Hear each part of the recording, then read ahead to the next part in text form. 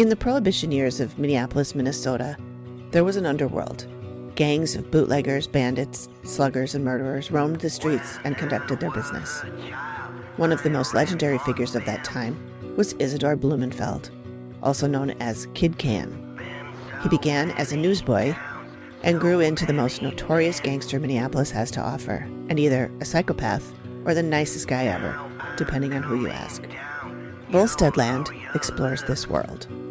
Join me, Amy, and my co-host Heather as we journey through this era of prohibition, bank robberies, empty promises, and murder. I burn your bones.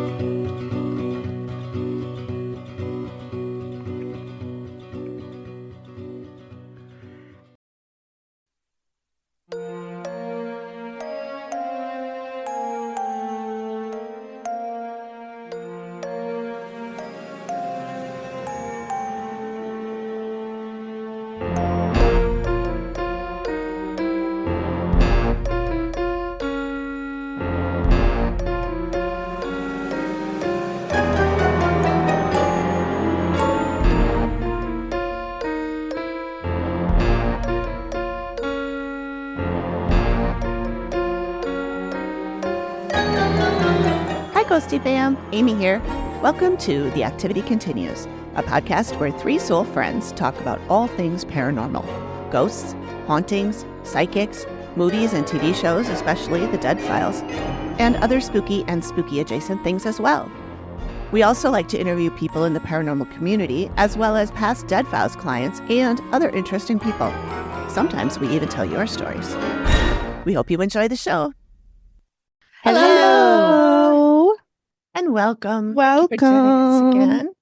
We are going to be recapping another episode of The Dead Files. This one is the last one in our spring break series, which is why we are in our sunglasses. And I had to grab a loud shirt from Greg's closet because I threw all mine away or put them away or something.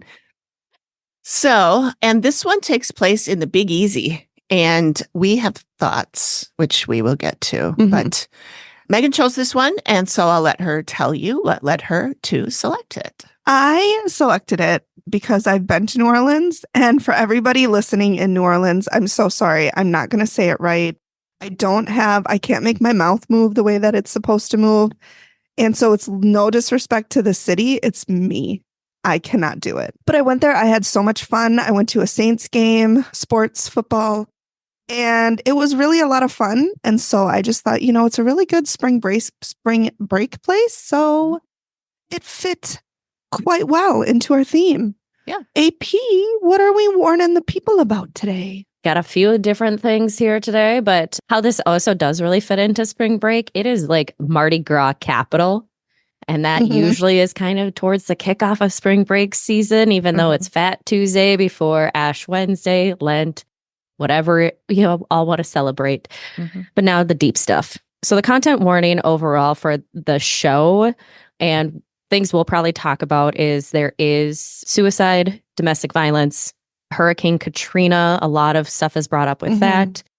And then depending on where we get in the episode, mental health, insanity. Again, some choice phrases from our lovable homicide detective. I know a couple of times I was like, really, Steven? Yeah. Steven. And this wasn't that long ago. This would have been filmed in probably 2018 or early 2019. Yeah. It was 2018 because something Alec or Eddie said about 3 years, and they bought it in 2015. So it was filmed in 2018. So I mean, I'm only going to do it. We'll get there. We'll get there. Housekeeping. Okay, so in the coming weeks, forgive me if you're watching me and I'm sitting here in front of you. I can't read with my sunglasses on. In the coming you look weeks, like the most beautiful butterfly. My glasses are big enough to be wings.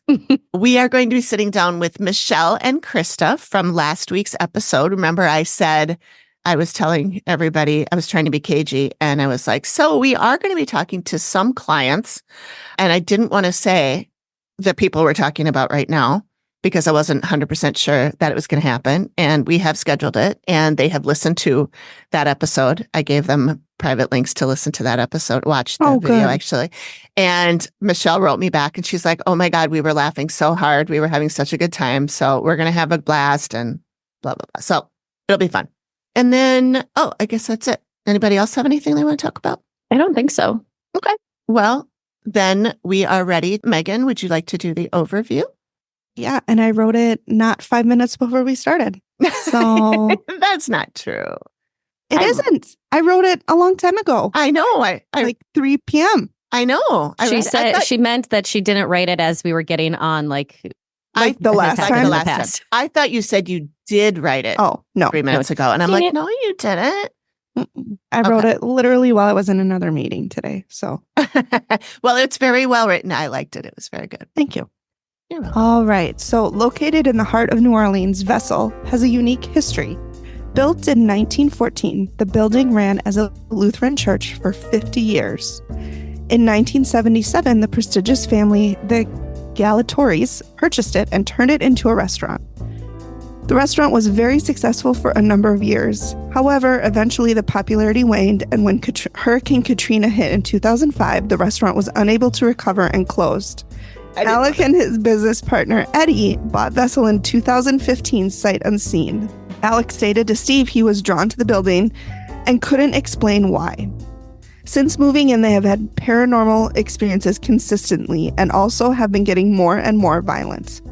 From shadow figures in cold spots to employees getting pushed and dishes flying at the chef, Alec and Eddie are now concerned for the safety of themselves, their employees, and the customer. While researching, Steve uncovers a wealthy woman in history who struggles to protect her family fortune from her greedy father-in-law and a son who murdered his father in the 1940s. With all this history and activity, Amy struggles through the walk. Emotions run high from spirits and residual energies left behind. Can Alec and Eddie protect their employees and their customers, or will history claim the vessel? Stay tuned to see if the activity continues. I was going to say, your kitty's trying to join, isn't he? Marcy. The amount of living creatures that need my attention constantly is just too much. Add 4 dogs to that. I can't. All right. So we're season 11, episode 7, Deadly Vessel. Original air date, August 8th, 2019. So I have the 22nd I have August 22nd, and that was from the on demand. Oh, I got it from the dead files. I got it from the dead files. Yeah. I got it from Discovery. Steve told me. Steve said this nutbag aired August 27th. I noticed that last week too. Amy, you had said the date, and I was like, that's not the date I have. And Really? I'm just pulling them off of on demand. So sometime in August of 2019. Then. Yeah. Yeah, I think I said the 2nd and it was the 3rd or something like that. But so I think I edited out what I said. I don't know. I don't remember. So, I remember so that sometime it was slightly different. in August of 2019. Yeah. So we have Alec, who bought an old church and turned it into a restaurant, to which my initial reaction was, holy shit, there's going to be a lot of shit going on there. Oh, yeah. see, but that's not super uncommon for like a lot of places. There's a lot of old churches that are turned into houses or restaurants No or way. other businesses. Yeah. I mean, I believe it, but you could never convince me to live in that. Oh, Why really? not? Oh, I would. No. Churches are cool. They're cool buildings. There'd be so many ghosts. Why? Because think of all the people who've died there. Their All bodies the people have who been died in there. the church. Yeah. When they have funerals, they have bodies in the church. Yeah, but they Gross. don't People die. didn't die in the They didn't church. die. You in the don't church. know their lives? I mean, Well, I it's hope not they like, were not alive when they started the funeral. not like what they did in The Patriot when they locked everybody in the church and lit it on fire. Oh, boy. Speaking of, good segue. So Zoe, our patron, did my tarot reading. Yes. Oh my God. You guys, you need to get a tarot reading done by her. But then before that, and we can cut this, but I just wanted Unless to you don't want it. No, I don't care. So she messaged me the day after we recorded last week and was like, I have a message for you. Like, the spirits are trying to get to you. So she had this whole message for me. All right. So we're one sentence in, starting in strong. So Amy arrives and says there's so much chaos, lots of people in the ground, and people being killed. So immediately there's just a lot happening for Amy. Yeah, I'm pretty sure I put, oh, goody. Great. We got a grab bag. Yeah. I will say I did feel bad for Amy during this walk because she really struggled a lot. She did. Yeah, she really did. So then we cut to Steve and Alec. Alec says the paranormal activity is out of control, concerned about his business, but also concerned about the safety of employees and customers. And this is when we kind of go into the history. Built in 1914, operated as a Lutheran church until it was bought and turned into a restaurant in 1970. And so he said the place called to him and they bought it sight unseen in 2015, which sounds very, very rash, especially given the fact that, as we learn later, they were in one of the worst areas for flooding in Hurricane Katrina. So to buy it sight unseen. And that was like, so I put down in here, there's other episodes that Amy talks about when people are drawn to locations. But then when Amy, you and I shared some articles back and forth, I know of, he was in California and was like, I need to get a place in Louisiana. So they called up a real estate agent. So it wasn't like he visited the place and was like, woke up and was like, I need to have this place. It was, I need a at least place. from the article, it was, I need to go to this area and I need a place here. Like, got it. And in the article, he says he's a psychic medium. Which is never touched on in the show, which may be the first time that Amy has never. Unless it was cut. It was cut, or unless she didn't feel that and he is just tooting his own horn. Yeah, that could be. That's where I was going with it. I'm like, this might be the first time that somebody has abilities that, but also if he lives in California, how often is he there? Yeah. Right. So when they mentioned having like 4 or 5 other restaurants. Yeah, they did. I thought they were all in the area. That's what I thought too. It wasn't until afterwards that I looked up and they're all in California. And then they just had this one random one in Louisiana. That is interesting. Weird. Yeah. When he said that, when Steve asked him, why would you do that? Buy it sight unseen? And he said, it just called to me. And I was like, oh man, is this going to be another one of those with that poor Michael at the tattoo parlor? That, yeah. That was a tough one. Yeah. It wasn't. But this guy, I don't know, like he reminds me of an actor. Yeah, he reminded me of somebody too. But he reminds me of somebody, but I think the way that he just came across on some of it maybe was just making sure that we get the good story out there for, it makes for the good story, the drama, get people into the restaurant because it's newer. Haunted. Yeah. He said as soon as he walked in, he turned to his partner, Eddie, and said, I think we made a mistake. And they say partner, but then later they say business partner. So I don't know what the relationship is, but I'm just going to assume business partner because I don't want to assume anything. Right. That's what they said. And I kind of felt like they were partners. And after looking at some of the articles and stuff that I've seen about them, I think they might be partners, but it doesn't really matter. Yeah. No, it doesn't matter. So Steve then asks if he regrets buying it. And he says, many days I regret, yes. So then they ask about what types of activities going on. And he said, experience the feeling of being watched, objects flying through the air, hear disembodied voices, see shadow figures, people being touched. And this one, bad luck. And I'm like, I said, oh, Murphy's Law. Yeah. And then Alex says, if anything can go wrong, it does. Yep. The AC blew, the fridge, which was 2 years old, blew. And this is where my brain was like, okay, those are interesting, but also you bought a building that sat underwater that probably has electrical issues. Yep. And sight shortages. unseen. It was sight unseen. Maybe the wiring has been replaced or parts of it. Usually, in some of the articles that I read that there was structural foundation issues and quote, they didn't know how it was still standing. Yep. Yeah. Oh, good. That sounds like a really safe place to rebuild on. But I also put, you're in a very moisture rich environment, flooding or no flooding. And, there are things that could go into, because he talked about the tables getting warped. Well, I looked at the tables that were out on the patio. Didn't look like the patio tables that we see up here in Minnesota. Right. Yeah. Yeah. And then also my in-laws, they just bought a new fridge 2 months ago. It's already broken. It just stopped working. So that wasn't even 6 months old and it stopped. So just because and again, it could happen, but this is not what I would consider evidence. Paranormal. Yeah. And and when Steve said, why do you think this is paranormal? And my notes I wrote, because it's literally the only explanation. Yep. Right.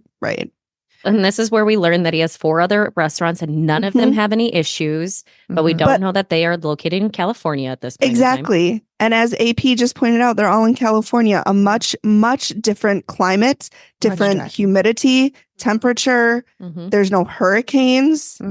I mean, come on. And what I have here is that he just can't let it go, which then also makes you like, there's a couple of these cliche terms that have been used in previous episodes. You know, was that here you should say something like this because this will tell the drama, or is that something he's saying?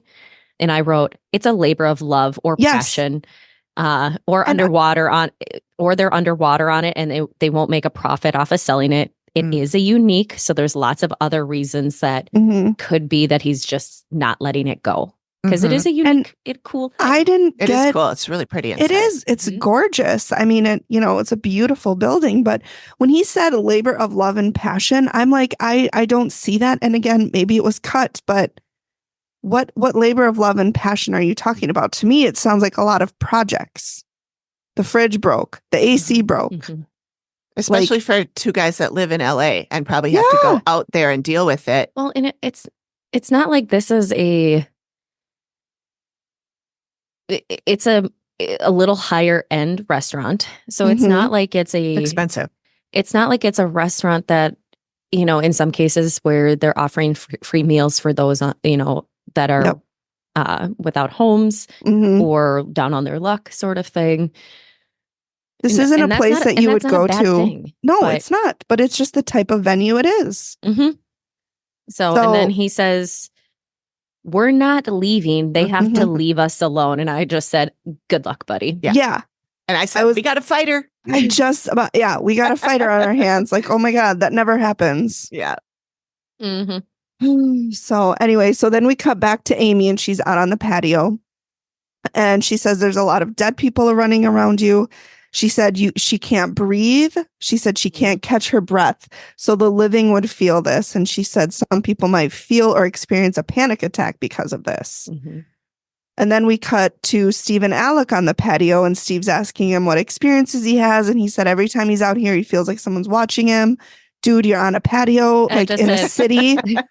There probably are people watching you. The way he said it, all I could think of, as every move you make. Yeah. Oh. And I'm like, I have that every day with my labs. Yeah.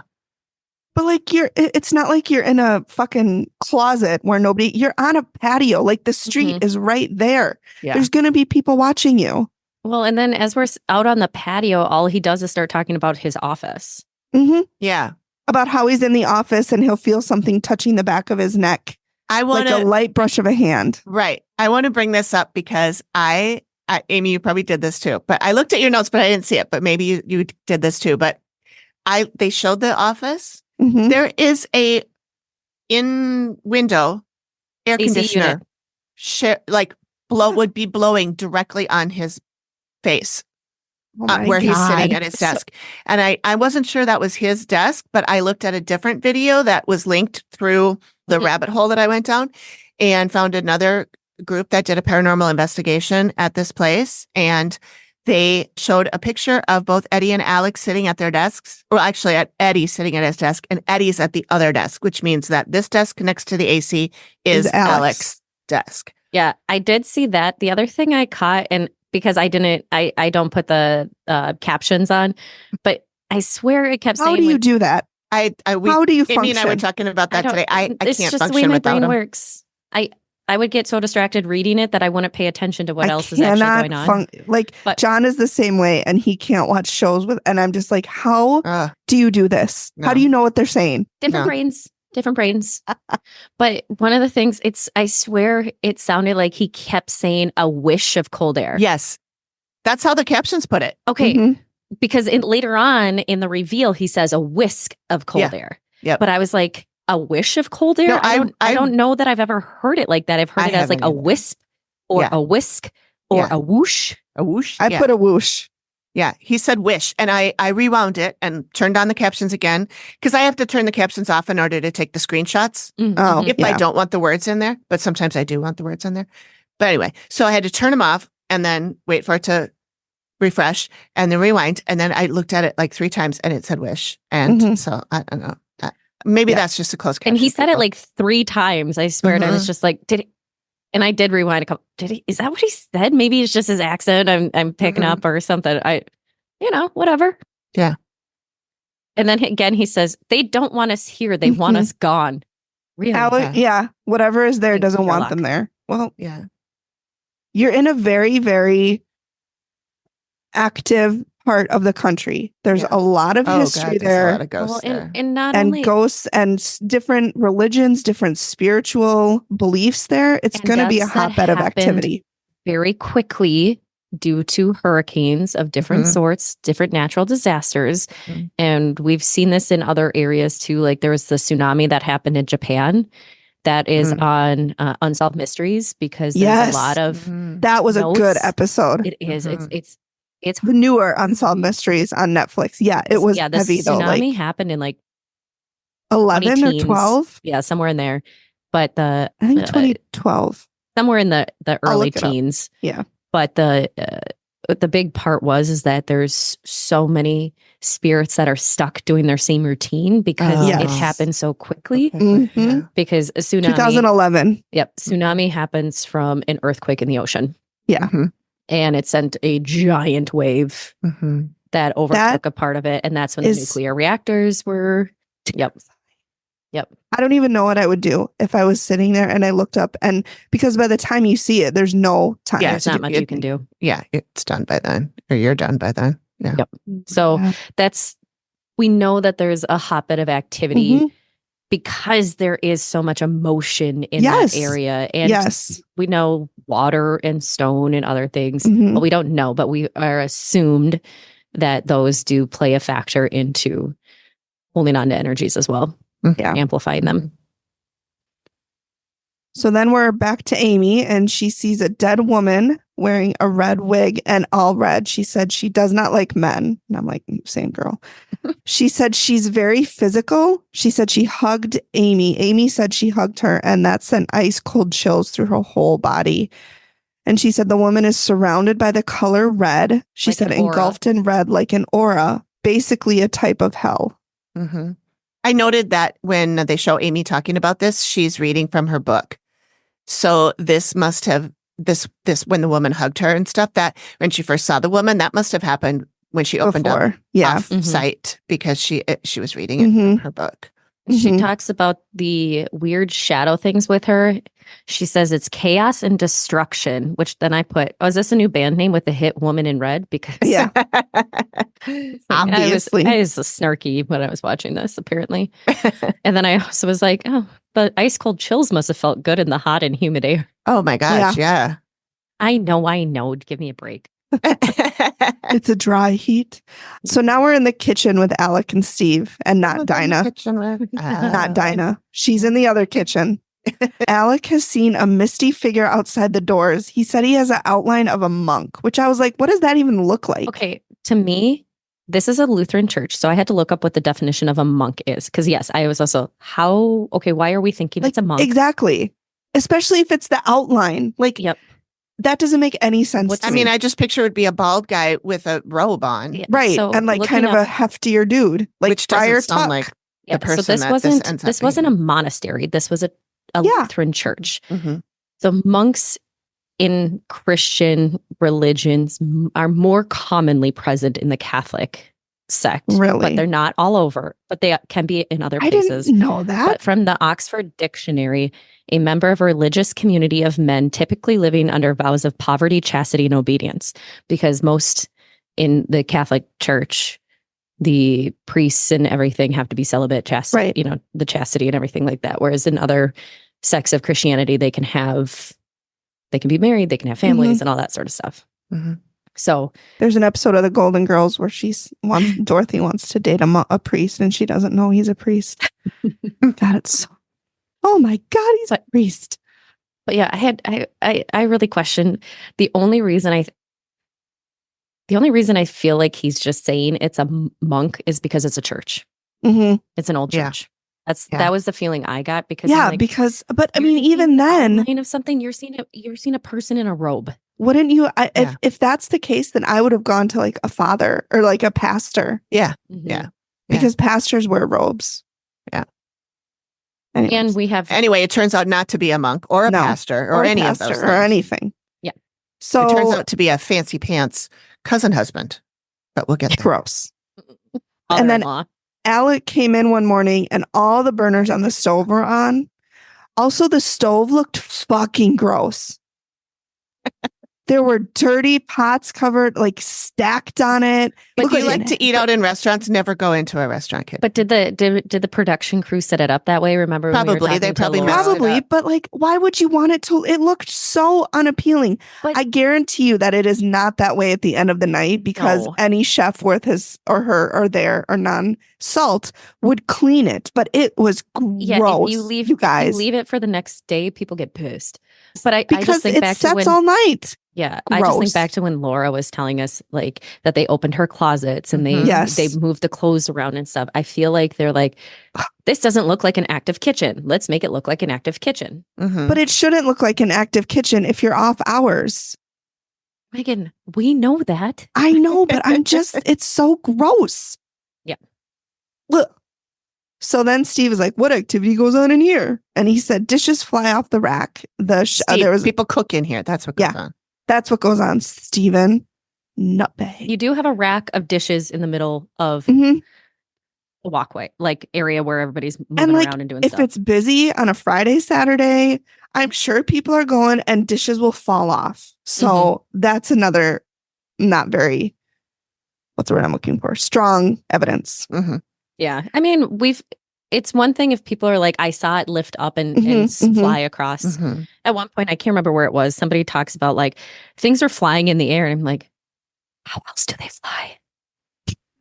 If it's flying, it's probably in the air. Though there was another one of these cliches that came in there. He goes, Alec says, we're a family. They're Yep. family to us. We have to solve this problem. And I said, we're a family is so No. cliche for a workplace so that you don't have to give people raise and pay them equally. They're more than Exactly. family. They're more than family. They're Yeah. not just family. And as I don't know, maybe this is as good a time as any, I guess, to go into a little bit of this, but they have a reputation of not treating their staff very well. Really? I found a lot of dirt on this business. They have terrible Yelp reviews, and when one in Louisiana? Mhm. Really? and when they write when they get a bad review, Alec will respond, and Great. he's a real shitball about it. Nice. Because God forbid they're doing anything wrong. It's not them. Well, Yeah. they're not there, so it's not their fault. Yeah. Well, it said there was one that said that because of the COVID outbreak, the owner was forcing their staff to come in while positive. Oh, Yep. And then I read a whole bunch of these reviews, Oh man. and I won't read you all of them, but one person said, in the pandemic's defense, Vessel sucked before it. And then it was all these people talking about how bad the food was. The mussels tasted like swamp water, and Gross. it was fraudulent to call it food. I'm curious what other restaurants in the area, what their price point is, because I'm Mhm. feeling like this is out of place It's really for expensive. potentially for where they're at, especially when we talk about one of the hospitals later on when Yeah. Amy, like some stuff with Amy. One of those was only 2 miles down the road, and it was, took everybody in and Yeah. often had more of like the pro bono. I Mhm. don't know what you want to call it for hospital, but more cases that were Mhm. Yeah. Yeah. covered at a different rate. Yeah. Yeah. I looked at their menu. I looked at their prices. I looked at their reviews. And then if you look at the pictures of the restaurant, both on the show and pictures they have now, they have in the middle of the room is a big, long communal table, and you sit at it on a little bar stool with no back and with people you don't know and pay $29 for an appetizer. So Bro, I can see why people complain if the food is not Well, completely yeah, excellent. and the thing is, like, how do you have bad seafood when the ocean is right fucking there? we I have know. good seafood in Minnesota. And I in know. Minnesota. We have good sushi places even. Yeah. I mean, I wouldn't and know, even, but like at those communal tables, you see those at like breweries or wineries, Yes, it's places where yes. you're getting Or finger punch food pizza. casual. or Yeah. or food truck. You're not. If I'm paying $30 an appetizer, I don't want to sit next to Billy Bob and Sally Sue over here. Like, Yeah. or it's at least told like on the website, like, hey, we're a family establishment, but in some things, and I saw one or two reviews where most places in the area are dog friendly on the patio, and so they made a reservation, they sat on the patio and then Mhm. got yelled at to leave because it would cause them to get a fine or whatever. And it Oh, totally real, totally Mhm. legit. But they're like, we didn't see anything that said they're not dog friendly on the website. Mhm. Like, that's also human, your error too. If you're not seeing it on the website, then you call them. mhm. Yeah. That's Yeah. your problem there. But I would never bring my dog somewhere that I hadn't already been there, where other people had brought their dogs and had had a problem. But They have 12 unique glasses in which to serve your drink. yeah, that's one of that's their After all, the one of their is reasons another why they thing. call it a vessel. and it says all over it that it is a cocktail bar, right? That it's a lounge restaurant cocktail bar. Somebody complained that they came in and they wanted to just have drinks, and so they went up to the bar and they were told to leave. They were kicked out. And so then they complained about it. So then Alec responds to them. This is in April of 2021. We're sorry about what happened and the misunderstanding. We are a restaurant, not a bar. And with limited capacity and no bar seating, we cannot take up tables for just drinks during dinner service. Why does it say bar all over your website? I mean, that was yeah. then. This is now, I'm sure. But even at height pandemic time, which you probably shouldn't be open anyway, and they probably took away their bar seating, because most bars, even in Minneapolis, we did that too. You couldn't sit at the bar anymore. But then don't tell people who called ahead that they can come in with 12 people and have drinks. Yep. Yeah.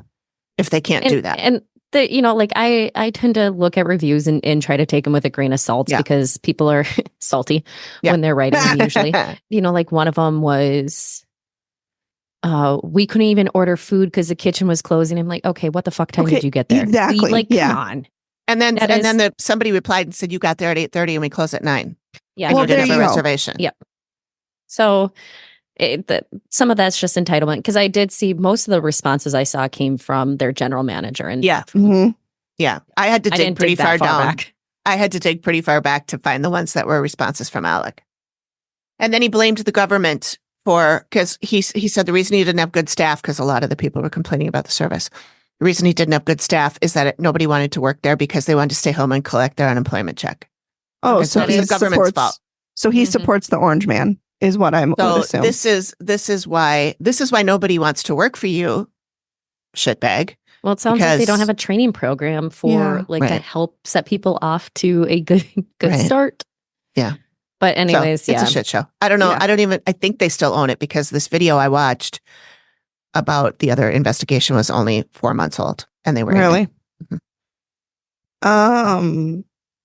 It does Anyway. look like a really cool place, and It apparently does. the It looks really cool. ceiling is modeled after like an old ship, or like a ship's hull.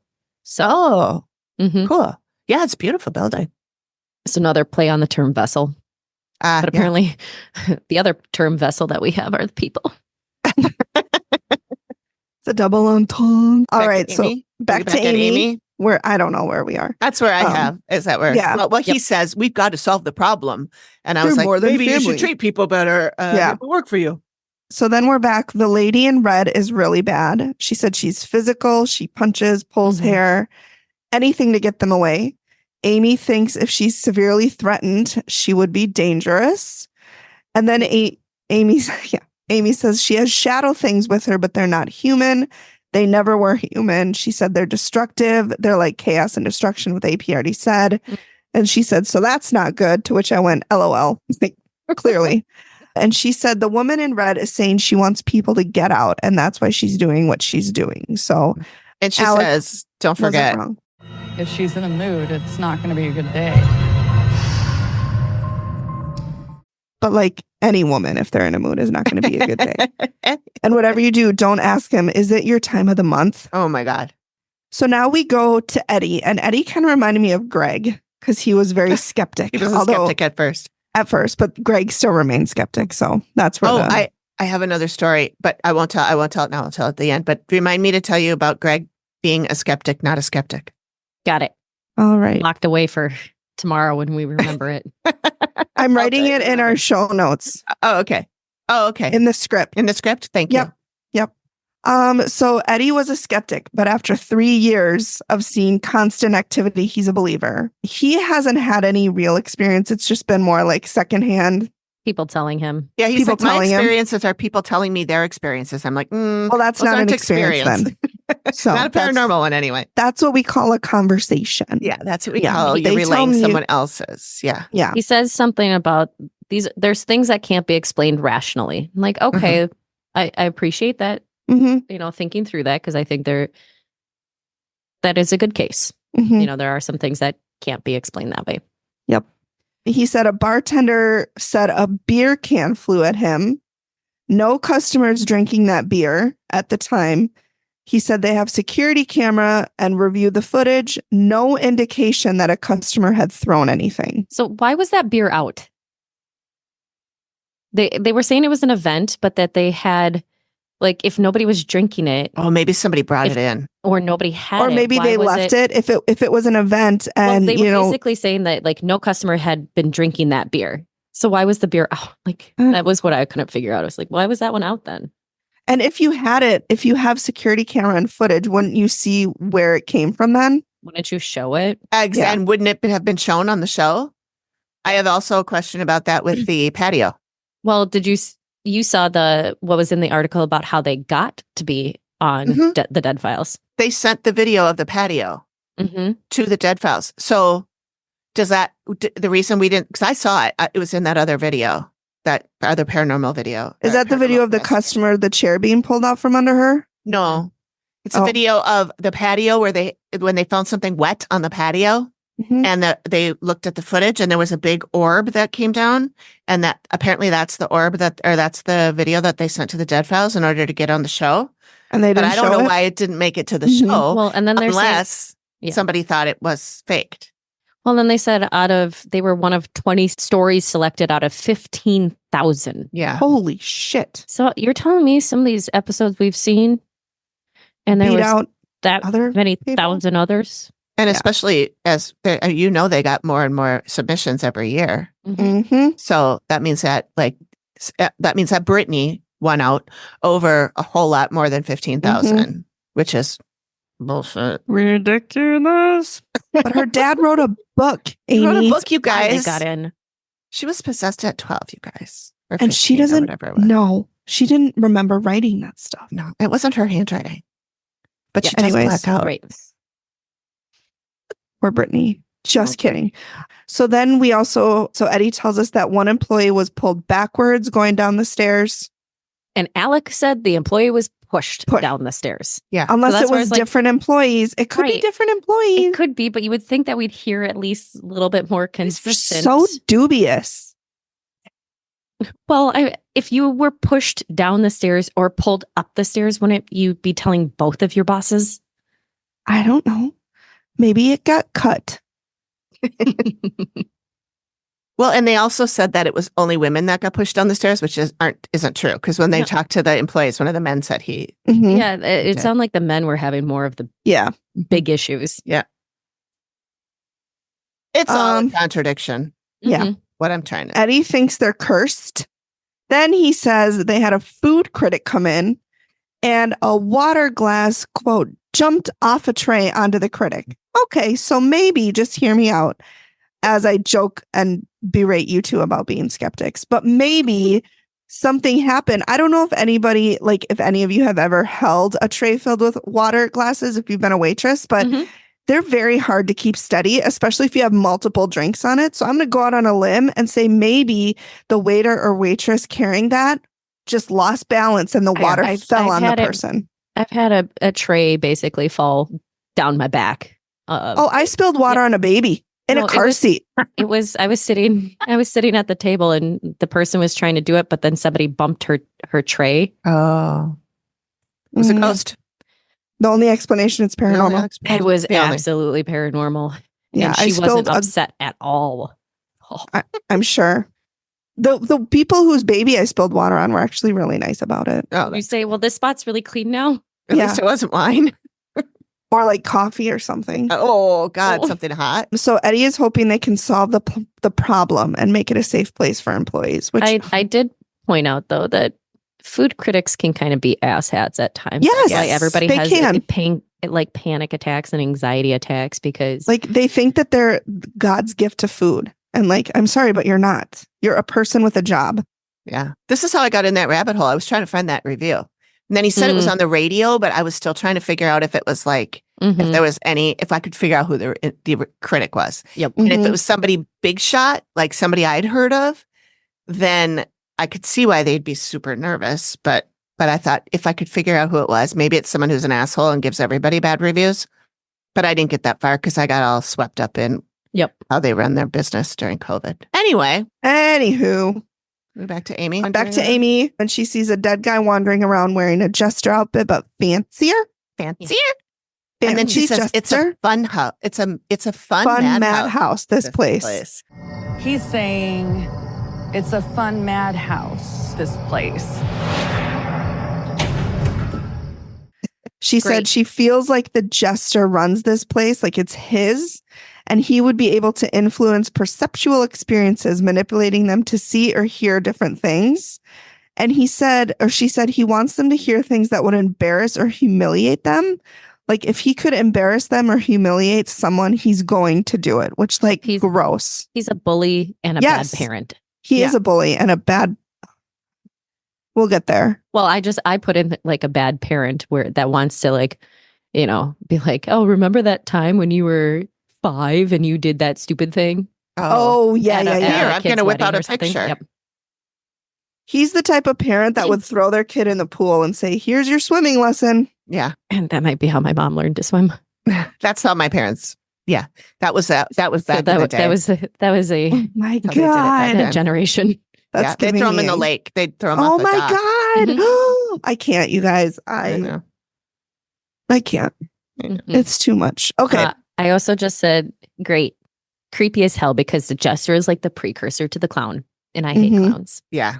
I mean, who likes clowns? I'm sure there are people who do. There are people who are clowns. I have not met them. I like the people. I do not like the clown. No. Hate the game, not the player. I will burn it and curse you. So next we have Steve interviewing employees and they don't have names. No.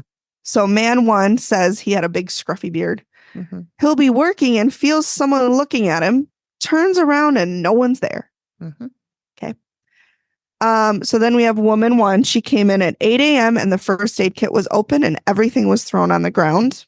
This is kind of like the Russian nesting dolls because Steve says each one is worse than the last. That's right. So they're just kind of like, well, let's open up this one and see what it is. Yeah. Mm-hmm. Man 2, he was the last person in the building and he saw a tall figure in a long blue robe and he ran away, which is the exact same response I would have. So yeah, he's like, I just bolted. Yeah, I'd be like, yeah, same. I quit. Nope, I can't. Woman 2, she was going upstairs, reaching for the handrail, and every time she felt like someone was pushing her hand away, get away, and she trips on the first step. Okay.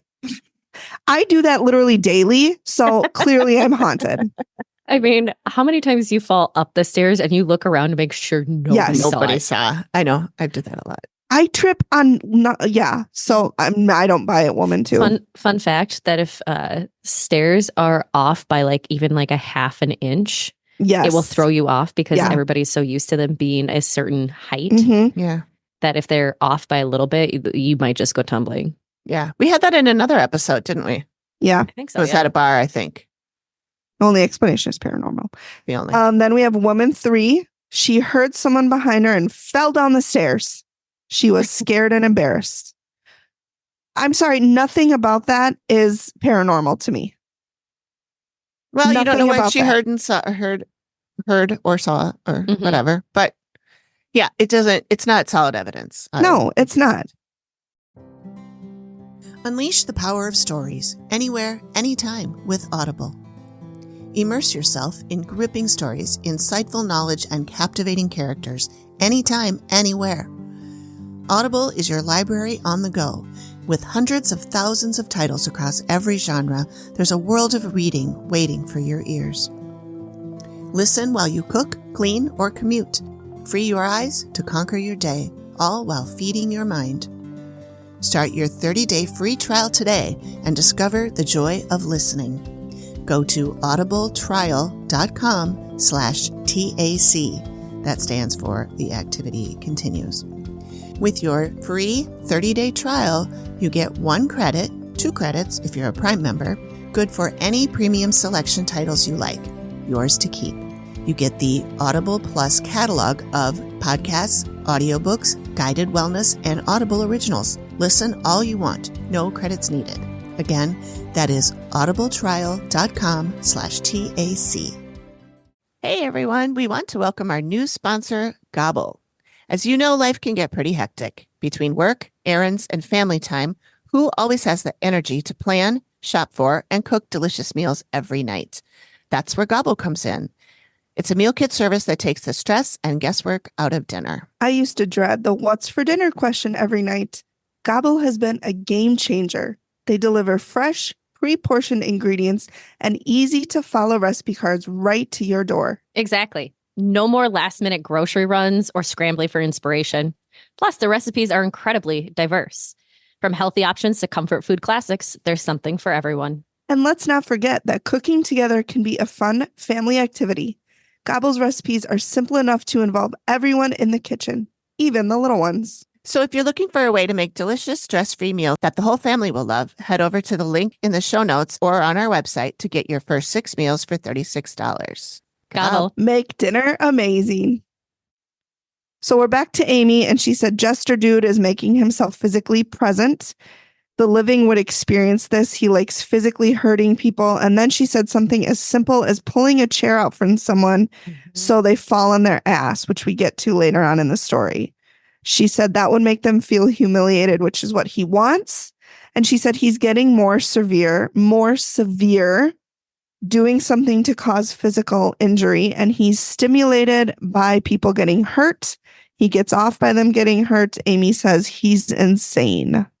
And then has a great face as it cuts to break. Yeah. Is that the one you took a Yeah. screenshot of? I'll stick that in the video. Now we go to celebrity chef Chris Montero, which I did not know of him. I didn't either. And Steve's like, if you're interested in celebrity chefs, you definitely know this guy. I'm like, oh, great. I I don't can't know wait him, to see who it is. I don't know who that is. Maybe a little bit, but I'm like, I watch a lot of cooking shows and I haven't seen him on a competition or as a judge. Or if But I he have, actually I forgot him. But Is, I mean, he's not, I mean, he's been around for a minute. And it's nothing against him. It was just the way that Steve was like, if you haven't Steve heard made of it him, sound you're like an we were idiot. going to be seeing Wolfgang Like Bobby Flay or something. He is currently the head chef at Napoleon House, which is where they had their meeting at. Oh, okay. Because you could see when Steve walks in, the rug out front says Napoleon House. So I wondered what that was. So I did look him up, and that is the restaurant that Chris Montero is the head chef. Is he still there? Or, no? I believe so, because I tried looking him up. Oh, okay. So he started off at Christian's. Yeah. Which Megan will get to. There, I'm looking at their menu right now. Napoleon, way more affordable. Oh, really? So they have po' boys alligator sausage for $13.50. I tried alligator. It was so gross. It was very, very chewy. It's not done well. Seafood gumbo, a bowl is $12. Oh, that's pretty Yeah. good. Desserts, a cannoli, $7. That's pretty standard. I mean, they're a lot more That's friendly, a lot more affordable. Yeah. affordable. Not friendly. You're right. Affordable. Anyways, I digress. Anyway. So it's just rare for this podcast. I'm sorry. Mhm. So Chris got his start at the restaurant before Vessel, so Christians, and that was the one that we touched on at the beginning. So in the early 1970s, I'm sorry, AP. I just was like, ooh, creative name in an old church. Yeah, Christians. I Christians. had to look it up to see if it was Christian apostrophe S or Christians or Christian, like it belongs to a guy named Christian, Mm-hmm. or if Yeah. it was a place for Christians, but it is apostrophe S. Yeah. Yeah, it is that's what apostrophe. Yep. the closed captions said. AP, Yeah. if you would know. I looked it up, so No, if you I'm do just research, teasing you find you. it. I'm just teasing. I looked it up too, even though it was in the closed captions, because I didn't trust it. Yeah, the closed captions can frequently get things wrong. Wish of But air. still, it's definitely a play. Like you knew what you were doing. Like, did you when were spend naming 30 it. seconds on that name?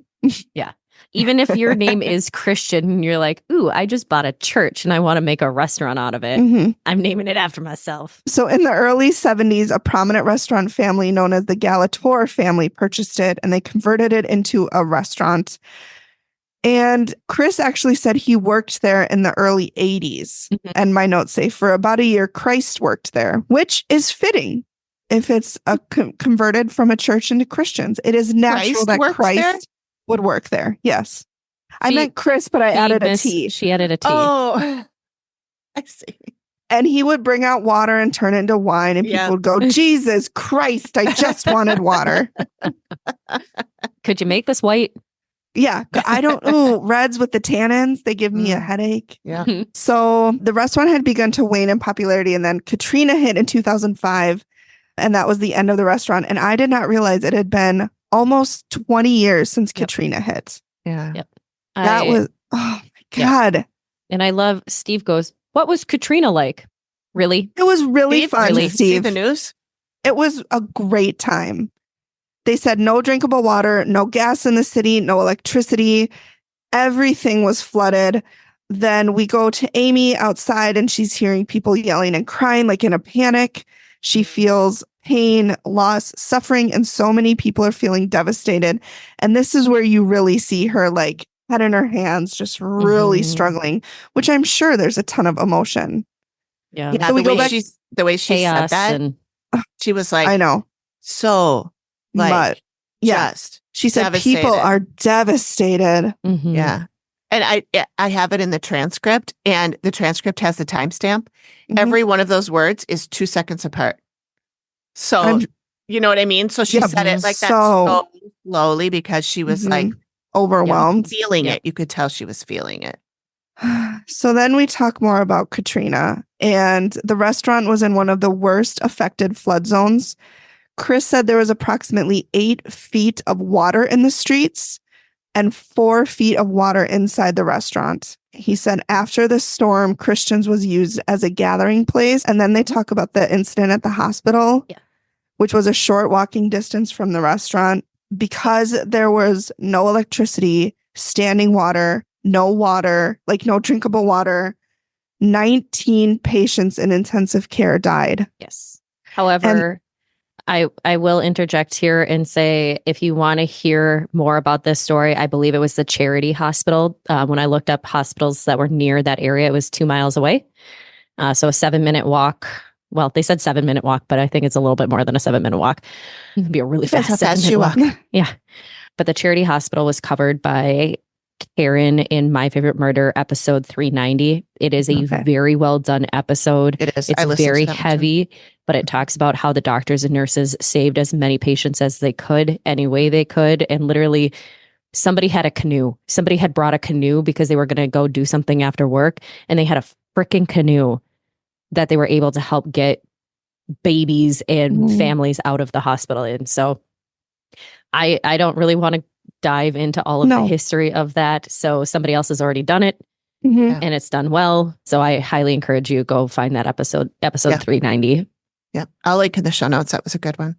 And then Chris said, as of this recording, it is still abandoned and there's still standing water in that Yeah. hospital. You imagine the mold and shit that's going on in there?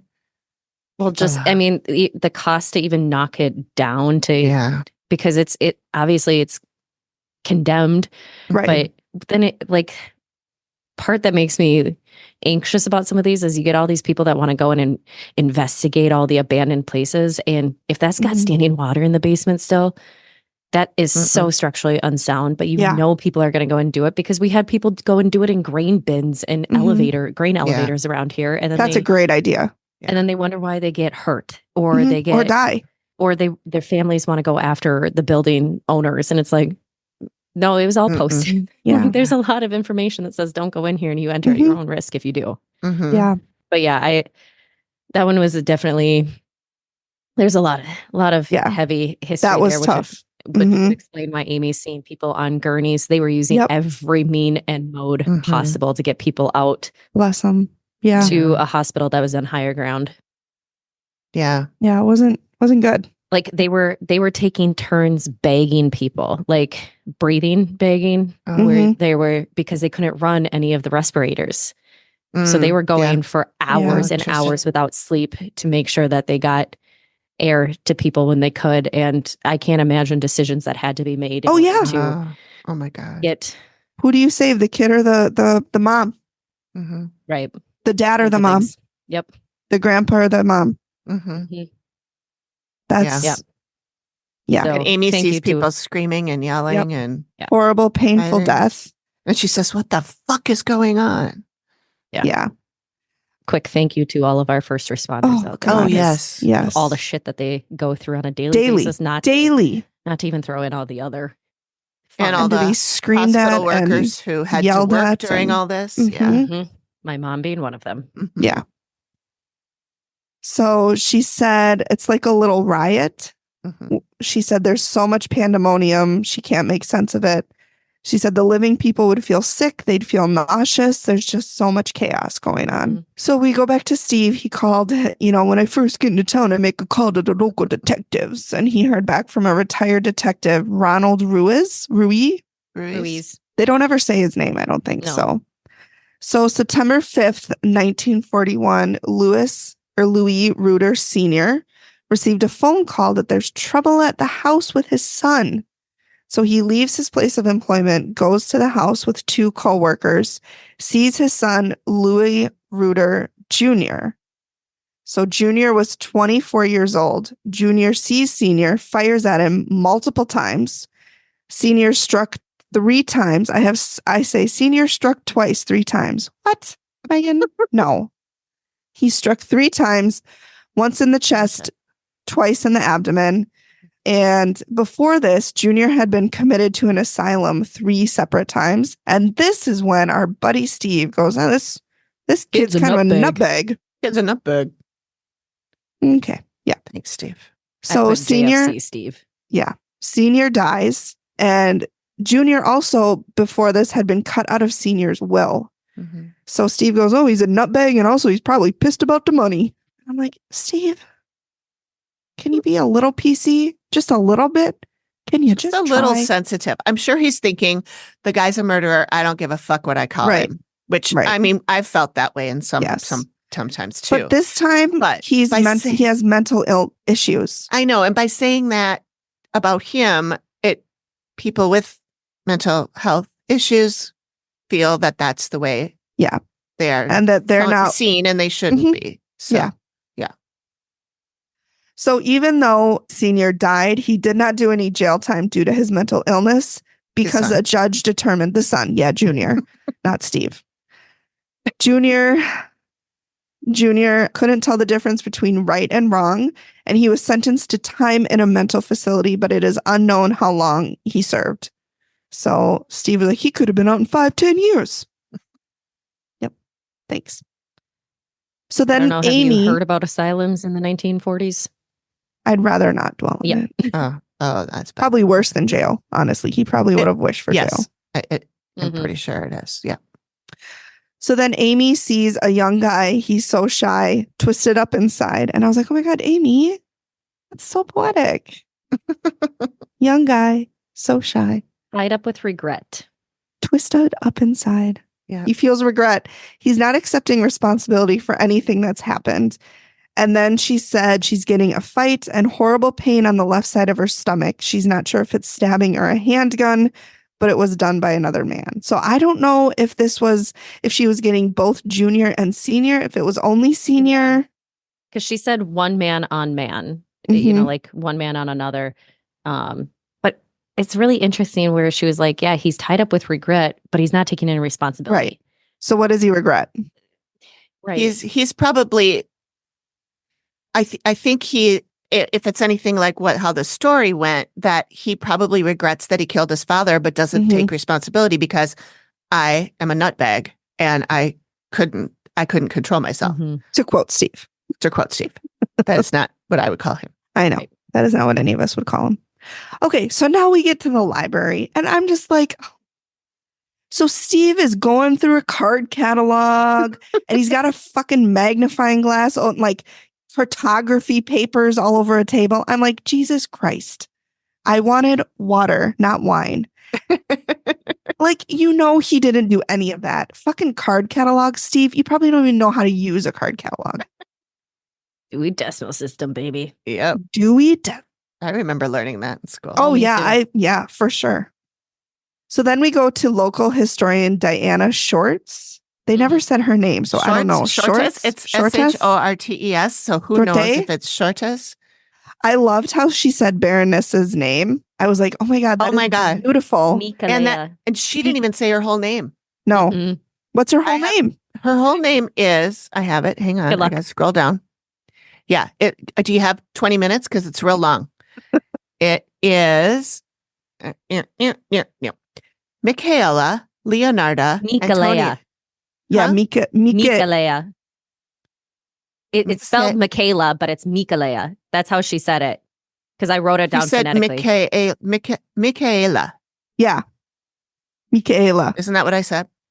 I swear she said me, more of a me, like me, E. Michaela. But nonetheless. Michaela. Nonetheless, it's beautiful. Leonarda Antonia de Alamonester Rojas y de la Ronde Baroness de Pontalba. That's easy. I hope she didn't have to sign can you imagine buying a house today with that name? Even if she just put her initials. Yeah. MLADAR. Write out an anagram with that. She was born in 1795 in New Orleans. Heir, although I said here, heir to the Almonester fortune, which I don't really know what that is. They just said the Her Almonester. father was very rich. Dad was a he was rich. like real estate mogul Tycoon type thing. He was in an article that I read that's linked actually off of the Vessel website. He was 59 when she was born. His wife was 26. That seems good. Yep. And he died when she was 2 or 3. Probably because he was fucking old. Heart attack. So at 16, Michaela married her French cousin, Celestin Pontalba. He's got a long name too, but I'd have to scroll all the way back. And down he to was find it. He's 20. not worth it. No. He's 20 not at worth the talking age about of his whole name. marriage. He's what? He's 20 not years worth old. his whole name. He's 20. Okay, so they were both quite young. Yes. Arranged marriage. Yeah. Well, at 16, she should have already had at least one kid. So She should be on old. her third marriage by now. I don't think a lot of this is his fault. I think it's his fucking father's No, it's fault. his father's fault, but he did jack shit to stand up for yeah, her. He was wimpy, remember? That's what in they the- said. Didn't he call him a noodle? He called him a noodle, and then she said, And too weak-willed to protect her. So this guy's basically a noodle. Yeah, he's a bit of a weenie. kind of a weenie. Kind of a weenie. Yeah, in the article, there's a lot more. He does conspire with his dad a little bit more. Oh, does he? So he is a noodle. I kind of assumed that he was, that's why I called him fancy. I kind of assumed he was like a dandy. Gay. Yeah, possibly gay. And they set him up with his cousin. Oh, yeah. Because, he wasn't going to find a woman. See, I went with On his more of own. it was the arranged marriage to keep keep fortunes going and that kind of stuff. Because Keep it in the family. and also mom Gross. was as far as we know, mom was single at the time because dad had passed away very early on. Right. So speaking of her mom, she was a badass bitch, and she maintained that Michaela would maintain half of her fortune. So the dowry was half of her fortune to the family, and then she would maintain control of the other half.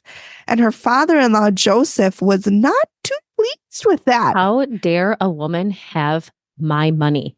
Mm-hmm. He spent the rest of his life trying to extort the other half of her money. It got bad.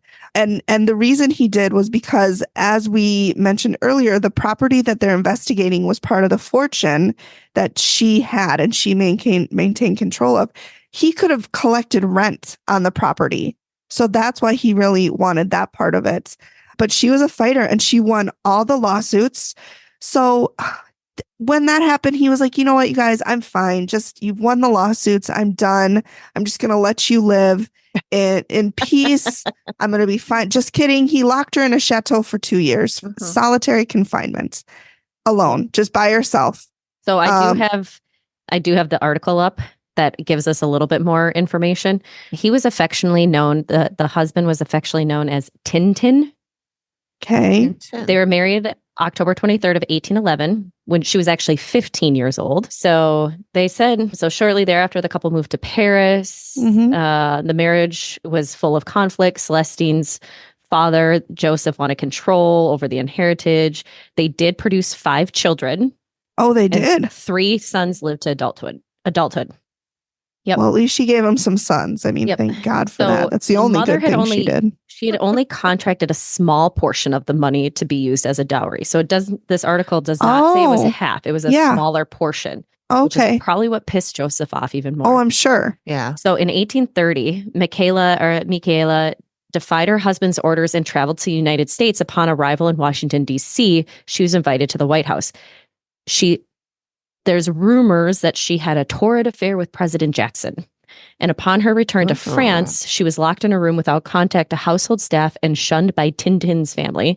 And the goal was to cause her to forfeit her vast fortune to the Baron. But she didn't. Nearly 23 years to the day of marriage, on October 19th of 1834, My birthday. He attempted to murder her with 2 pistols. He shot her 4 times in the chest. You're taking all my stuff. And miraculously, she survived, though was permanently maimed, which they didn't really talk about. They didn't talk about that. They did just say that she survived, but they didn't say. Nicked an artery.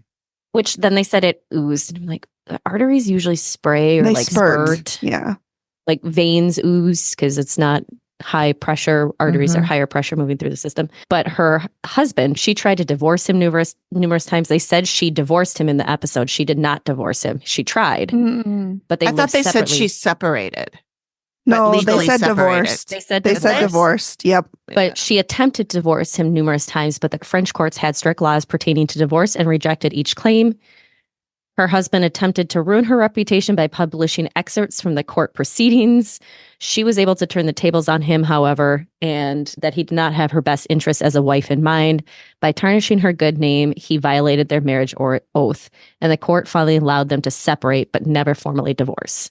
Nice. So she took 2 sons and left and moved back to Louisiana. United States. Yeah. But she took care of him through his life.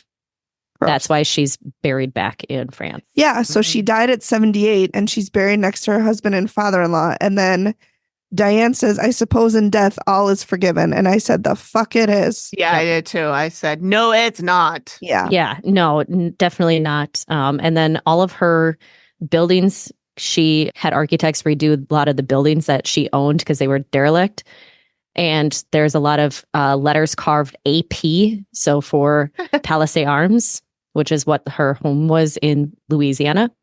And so she also had a bronze statue of Andrew Jackson sitting on his horse, which is the focal point of Jackson Square in the area. So she commissioned that.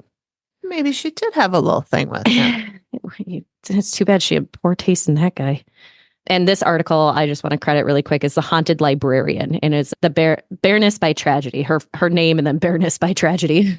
Yeah, that was a good article. I have that in the show notes. So yeah, it's fantastic. Yep.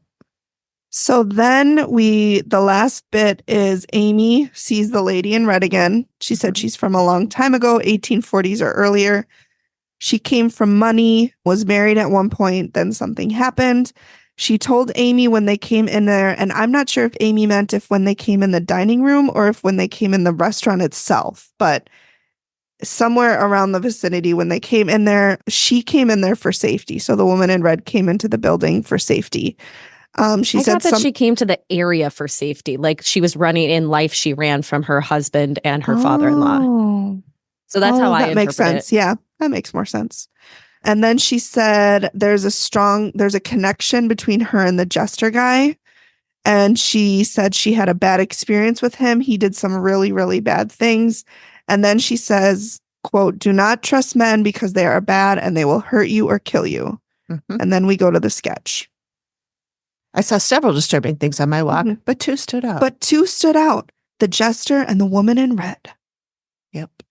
So now we're at the reveal. And I said, Alec and Eddie look like they're related. They do. Because they do. Look like they brothers. look like brothers. Yep. So she starts with the outside. She said lots of residual energy and it's filled with sadness. She said Amy saw people yelling and crying. She got a lot of illness. She was nauseous, had trouble breathing, seeing people on gurneys.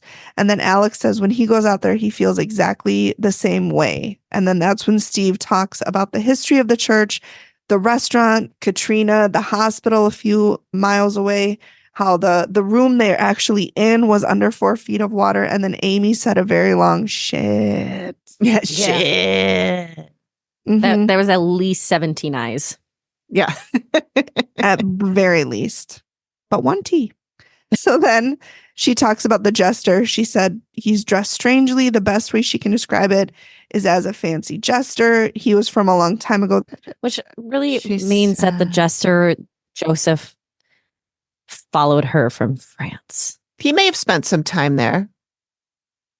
Right? Because didn't they live there when they got together and then they went to France? When she first got married, they came over and got married in the US, and then shortly after they moved over. She and Tintin. Tintin. She did say 1820s. She said he was from quite some time ago. I would say like 1820s. I don't like this person at all. And then he feels like he's still the owner. And she said her concern is that this person is completely insane. He can make them see and hear things that aren't there. Living people might see him, and his focus is on females, potentially pulling a chair out so someone would fall on their ass. And then that's when they talk about how a customer fell flat on the floor and had to be taken away in a stretcher, which I was like, damn, that is a fall. Unless it's like an elderly person. Yeah, could have been. But I was like, I think taken I told away you guys, in a stretcher? I think I told you guys the story about when I was at a concert, and it was for a musician that I've been following for 30 years. And so, of course, it was all people my age or even older. And there was a lady in front of us. So started at 5, done at 6. No, it was late. We were all Early bird special. Oh, we had dinner at 4. And but this lady We took a nap beforehand to make sure we were awake. I'm sorry, Amy. This lady in front of us passed out twice. Oh, Just crumpled right at my feet. And then they had to take her out. Someone was high and didn't have enough water. That could be. I mean, she hydrate. She was older than me, let's just say. Mm-hmm. But she appeared older than me. I didn't ask her how old she was. Then they talk about the critic in the water, which we've already talked about. Yeah. Alec talks about burners and Amy goes, "This is bad." Mm-hmm. And then she said, "I had a sketch done and holy shit, this sketch is fucking freaky." That It was looked to so me like scary. Native American. It looked like a Native American. Oh, look it to didn't me. look like that to me. Oh, I thought it did. I think it's the hair. It looks like a zombie Gaston. Yeah. Yes. But the little smirk of the mouth, The smirk. it was so freaky to me. Yeah. I was like, ooh, that's what I did. Ooh. I'm going to kill your fucking stupid fat ass. For those listening and not on the video version, that was her cat.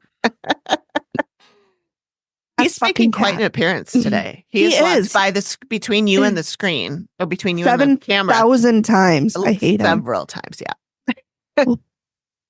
Sorry, he must. This is the guy that wants to hurt people. He wants to embarrass people. He wants to humiliate, make people feel uncomfortable. Yep. La la la. And then Amy talks about the female. Yep. So she said she's most worried about her, dressed in red from head to toe. And she said Amy felt like she was maybe 1840s, came from money. She'd been married. Something bad had happened and changed her significantly, which like every woman ever. She said someone tried to make her disappear. And that's when Steve talks about Michaela Pontabla. And she, her history, her father-in-law tried to kill her. Then he killed himself. And then Alex like, I feel cold air coming through. And I'm just like, It's the air conditioner, buddy. it's the dogs. They lick me and then they breathe on me. Funny enough, air works in currents, and you have things like convection currents. And if it's warm, it rises and then it gets colder. And there is slight movements that happen. She said she hates men. She likes to hit, punch, pull hair, push them, anything to get them away from her. And she said the concerning thing about her is that she has shadow beings with her and she wants to work with them to get rid of people. And like we said, these things were never human. And so they're just hanging out with her and they've partnered together. They're doing actually a daytime reveal, which I don't think they'd ever done before, because they have to open the restaurant. So she shows them the sketch of the woman with the shadow figures. And to me, they kind of look like upside down bats almost. They're weird. They look like they're dripping around Yeah, it looks her. like they're drops of water, but because they're not fully formed into anything, but they're like these big, giant, like teardrops. But yeah, I can see where you get the bats hanging from the ceiling because it's skinny at the top. And so one thing she said that I remember that I did write it. So Steve asks if it's safe to open up the restaurant. And she says she doesn't know because this woman in red, the Baroness, has partnered with these shadow entities, but they could go rogue and get a conscience and become super destructive if she loses control of them. So that's where the real danger lies, is they're doing what she wants them to do for now, but that might not always last. And if they do get free, it'll be chaos and destruction, which should be the name of this episode. So can they stay? Amy says, yes, you will need to do things. And she said it'll be very labor intensive up front. So first they're going to need to take care of the jester, get a male physical medium, very big and very strong and assertive to, quote, put him in his place and remove him. The next, you're going to want to bring in a strong female medium to remove the Baroness.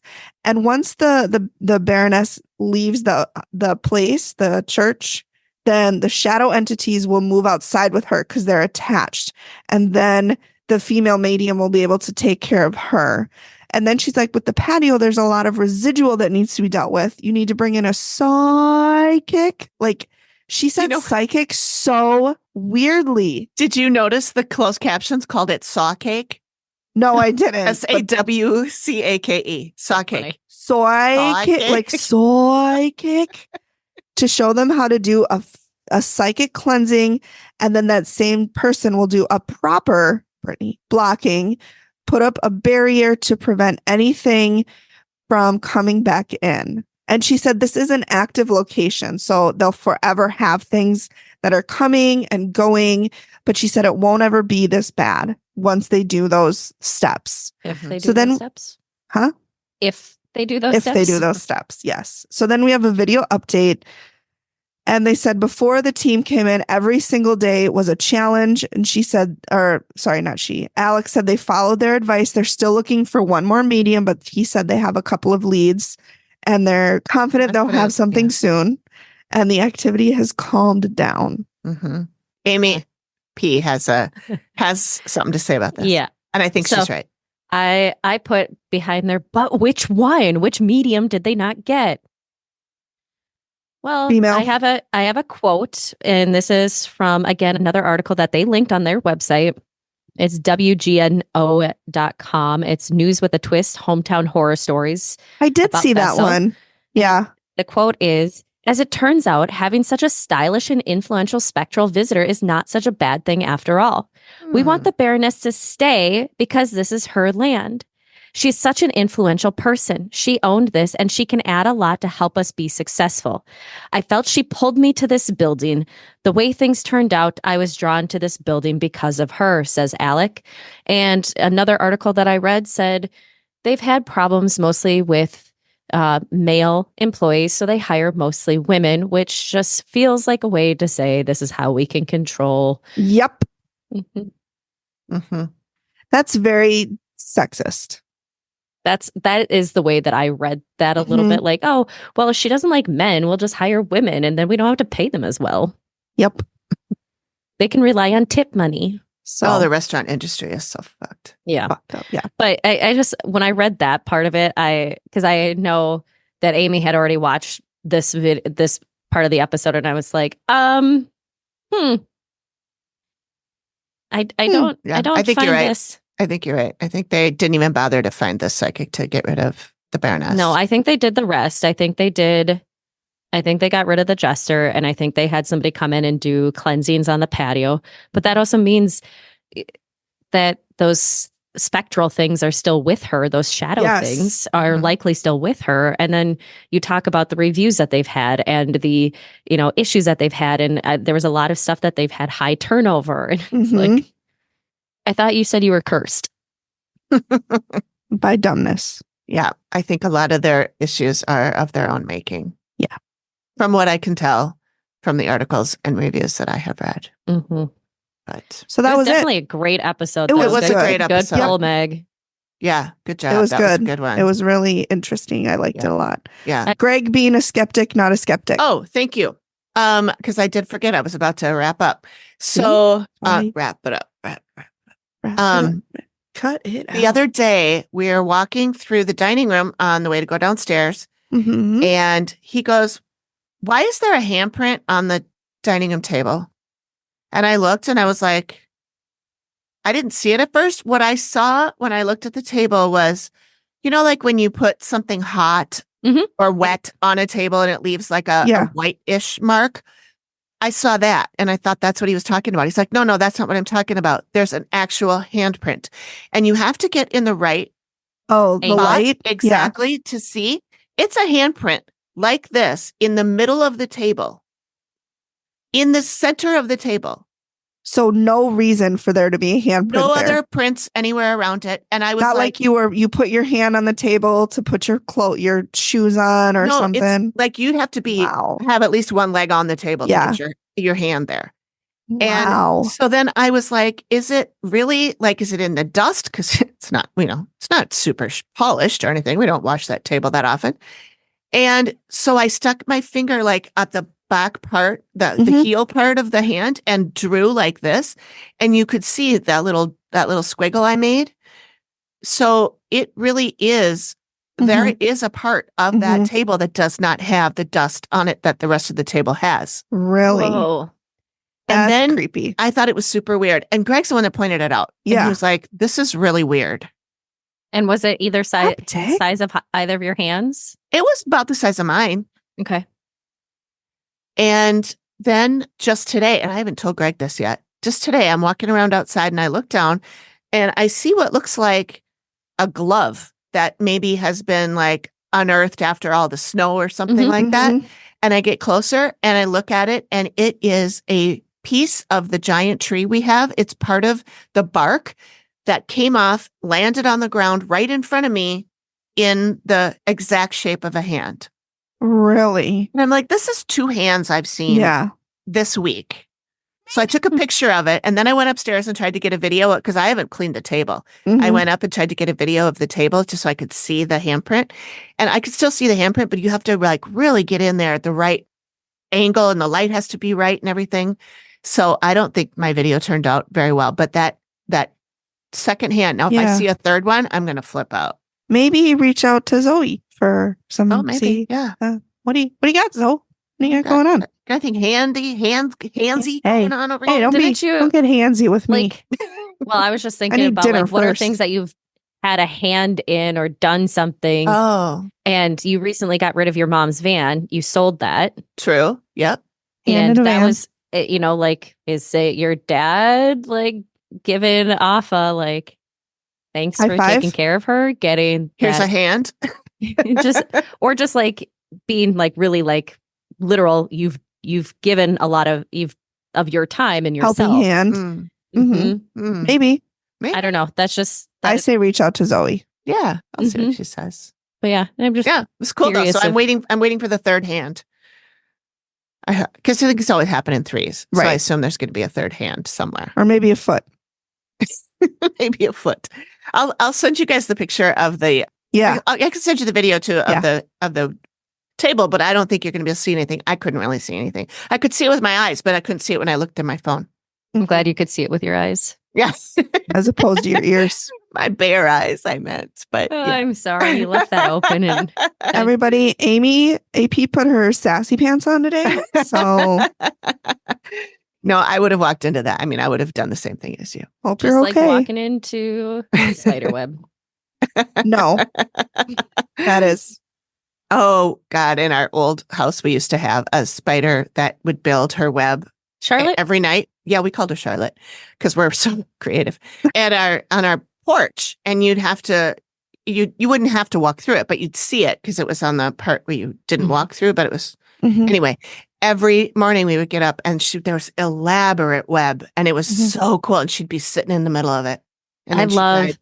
I love finding Nemo. like big spider webs when I'm out in the woods and stuff, Yeah. and the light glinting off them. Yes, Is the especially the coolest dew. thing. If there's Yes. dew on there and the light hits it, oh my Mm, God, it's I amazing. call them don'ts. Well, when you when you can see them, then you don't walk through them. Yes. Yeah, but that means there's a big fucking Yeah. spider around. Yeah. No, I'm good. Yeah. I'm good. No, she was real good at catching her dinner, and it wasn't going to be us. She was big though. She was Mhm. she was probably the size of like a digit of half of my thumb. Gross. Yeah, she was Which a big girl. in Minnesota terms is a large spider. Yeah. Yes. In We're Megan not- terms, it's a tarantula. yeah. We're not Australia. I We're mean, not Australia, so not that big. we don't okay. have legit tarantulas, but No. I mean, people have them as pets, but they're not roaming free. I hope. we need to stop talking about this because I feel them on my feet. Okay. So that's it today, guys. Thanks for joining us, everybody. That's all, folks. And next week, we will be meeting with Leah Marie. You may remember her from our episode number She's 77. our shaman. Yep.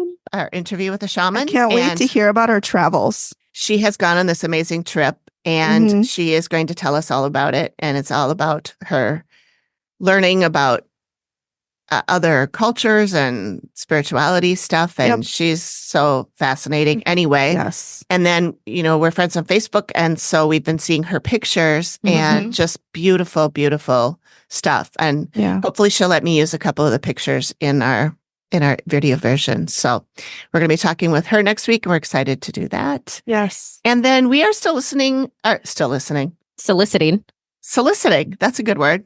I wrote looking, but soliciting makes me sound a lot smarter. We are still soliciting listener stories. Yeah. So please either email them to us at theactivitycontinues@gmail.com or hit up our website Mhm. at theactivitycontinues.com and leave a message there. There's a little icon of a microphone that you can click and speak right into as long as you got a microphone on your phone or computer, which on your phone you do. Or you can type a message to us there too.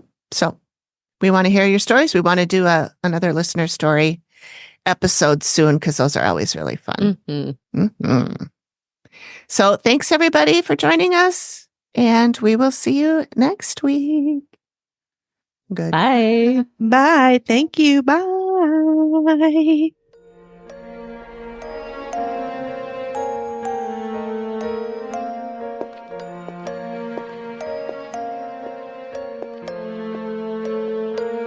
Thank you for listening to the Activity Continues podcast. We really appreciate you giving us your ears for a bit. Please reach out if you have a spooky story you'd like us to share on the show. We can be reached at theactivitycontinues@gmail.com or through our website or any of our socials. Links are all in the description of the show. Please feel free to drop us a note and say hi. And join us next time when the activity continues. The Activity Continues is produced by me, Amy, at Collected Sounds Media and is part of the independent Collected Sounds podcast network. We are also proud members of the Boo Pod network of super cool podcasts. Nailed it.